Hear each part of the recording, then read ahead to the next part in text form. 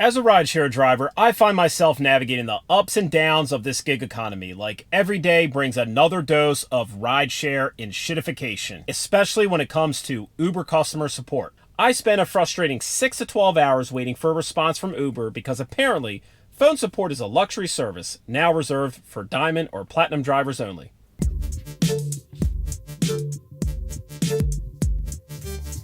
Hey, what's up, Rideshare World? Chuck Driver here. I accepted an Uber exclusive trip that stated it's a reservation ride.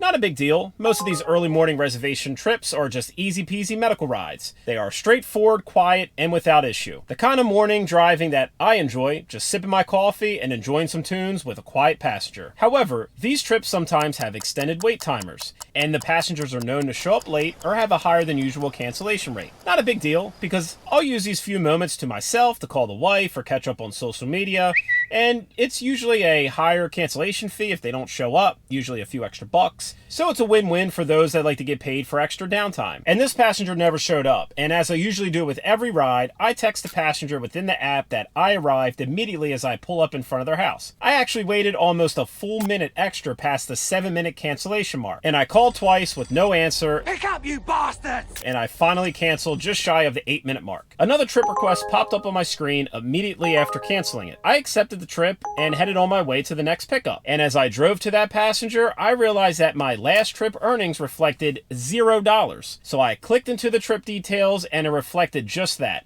Uber paid me $0 for 17 minutes of my time, 9 minutes spent driving to the passenger and another 8 minutes spent waiting. I was pissed, so I turned the trip request off within the app and immediately began to dispute this as soon as the last passenger exited my vehicle. Since I am not a diamond or platinum driver, I no longer have access to Uber phone support. And even though it's listed as an option, if you call the number, it just immediately hangs up. We are no longer accepting calls at this number. Seriously, what a joke. And you can't even chat with them anymore, because most of the time, chat is no longer an option for either blue or gold tier drivers. Uber is obviously just trying to pinch pennies by saving money on chat and phone support, letting AI take care of all the small issues and not care about their part-time drivers that aren't platinum or diamond tier status. So my only option was to send them a message and wait 6 to 12 hours for a response. Again, what a joke. But at least a little over 6 hours later, Uber got back to me and honored the cancellation fee. To be honest, I thought they were going to bone me on this one and I would have to eat that 17 minutes and just chalk it up to free time. Something positive that came out of this though is the passenger immediately filing this cancellation issue tipped me 100%.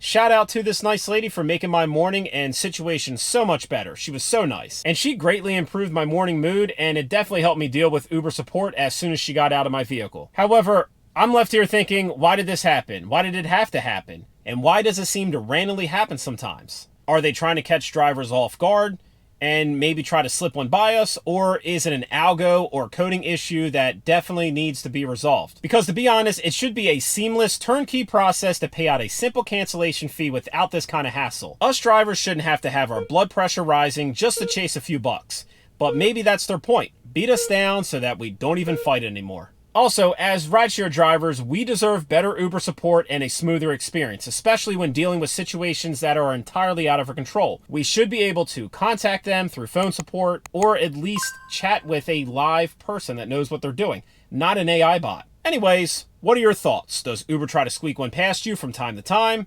Please let me know in the comments below, and as always, I'll see you in the next video.